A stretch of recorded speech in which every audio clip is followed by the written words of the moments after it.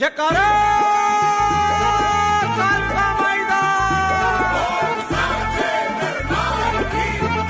जो सिद्धि ऋषि मुनि साधु संत सन्यासियों के पास होती है ना, वो शक्ति आपको इस साधना से मिलेगी गारंटी से।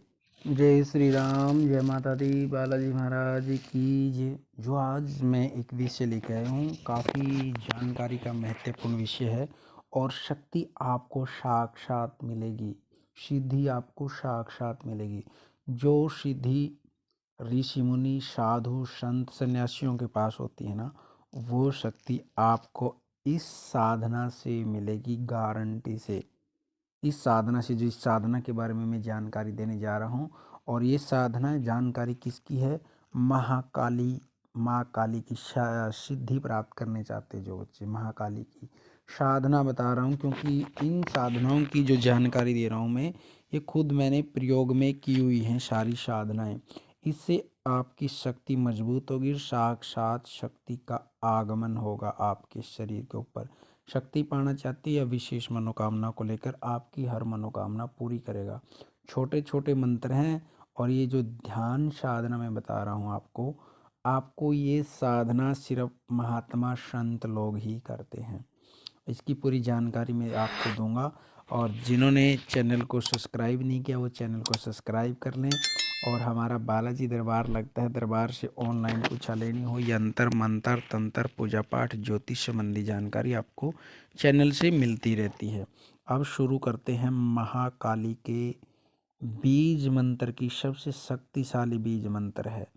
हमने इसकी बिना माला की साधना कैसे करनी है, और ये बड़ी ही एक, जो कहते हैं हम महाकाली की आज एक ध्यान साधना से, जो मैं बता रहा हूँ, जिस मंत्र की साधना मैं बता रहा हूँ, बड़ा छोटा मंत्र है, साक्षात कृपा होगी माँ भगवती की, माँ काली की। इसमें शुरुआत हमने कहाँ से करनी है? सबसे पहले गुप्त नवरात्रि होते हैं, और गुप्त नवरात्रों के अंदर हम जितनी साधनाएं को गुप्त रखते हैं उतनी ही हमारे अनुभव ज़्यादा होते हैं। साधना के में उतनी ही शक्ति हमारी मजबूत होकर चलती हैं।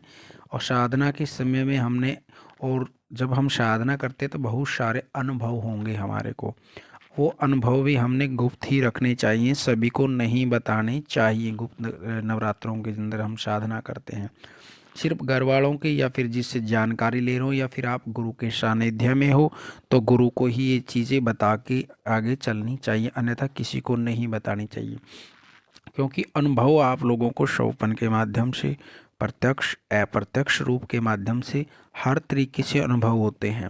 और दूसरा, जब हम कोई साधना करते हैं, साधना के समय में किसी दूसरे का अपमान नहीं करना चाहिए, कोई भी हो।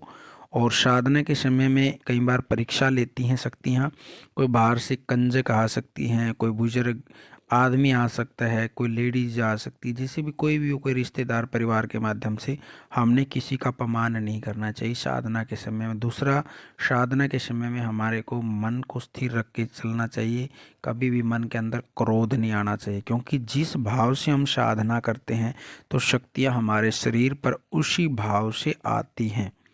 जिस भाव से साधना शांत स्वभाव से करोगे तो शक्ति शांत रूप में चलेंगी, क्रोध में करोगे तो क्रोध रूप में आएगी। यदि किसी से द्वेष भावना में साधना करोगे आप, तो द्वेष भावना में ही शक्ति आपके पास आएगी।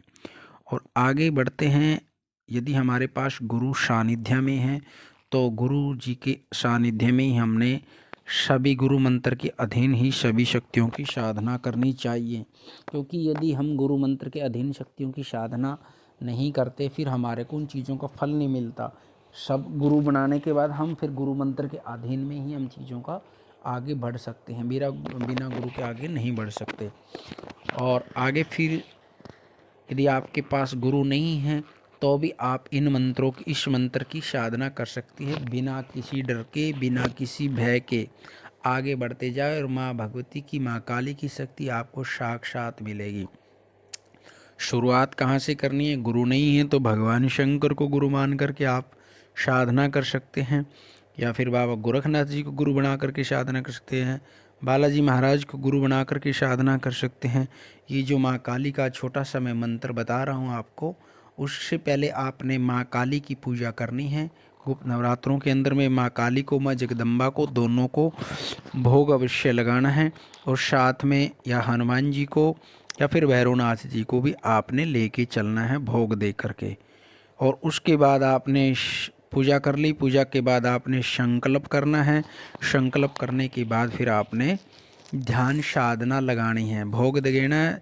संकल्प में करना है कि मैं भगवती मेरा नाम ये है, आपका जो नाम है, आपका जो गोत्र है, उस दिन कौन सा नवरात्र है, कौन सी तिथि है वो बोलना है, और उस दिन वार कौन सा है, और आप कौन सी साधना कर रहे हो साधना भी बोलनी है। क्योंकि हम कई बार क्या करते हैं, मंत्र सिद्धि करते हैं, तंत्र सिद्धि करते हैं, यंत्र सिद्धि करते हैं, ध्यान साधना करते हैं, योग साधना।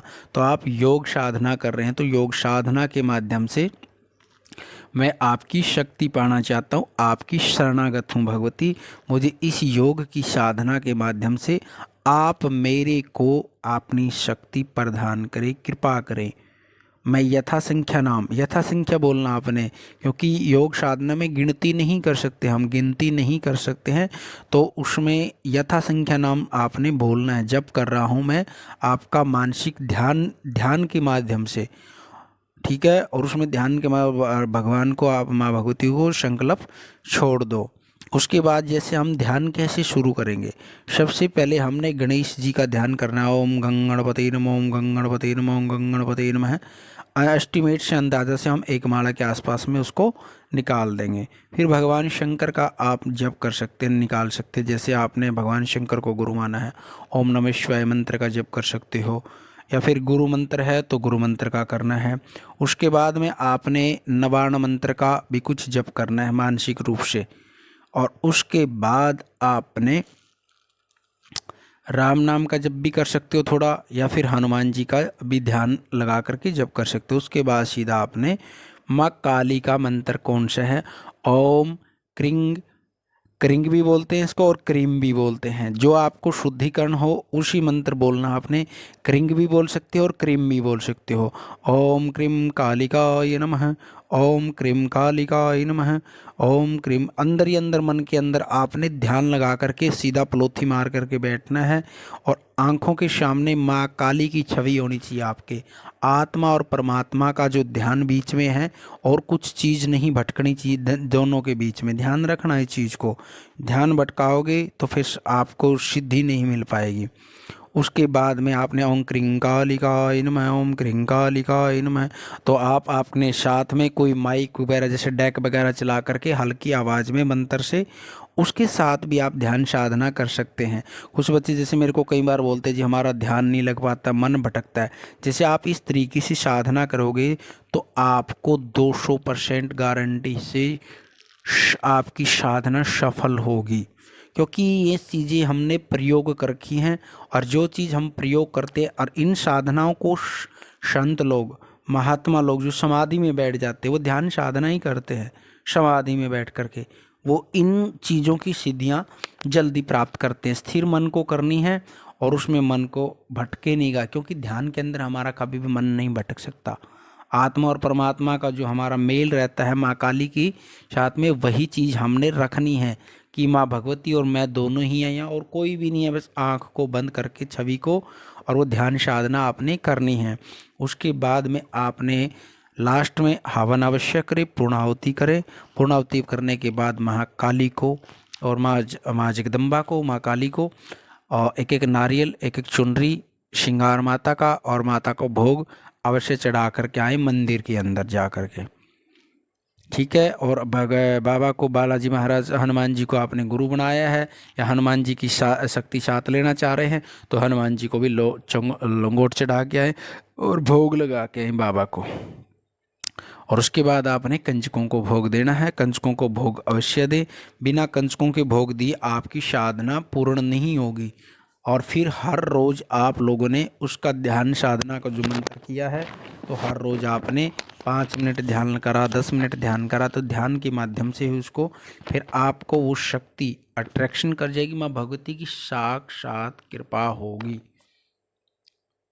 क्योंकि साधना के भी बहुत सारे नियम हैं, साधना किस तरीके से करनी चाहिए हमने, तो इसलिए आप ध्यान साधना के माध्यम से ये चीज़ें कर सकते हैं। और माँ भगवती की साक्षात कृपा होती है ध्यान साधना के, क्योंकि ये चीज़ें हमने प्रयोग में पहले की हुई हैं और वही जानकारी आप लोगों को दे रहा हूँ मैं जो हम प्रयोग करते हैं।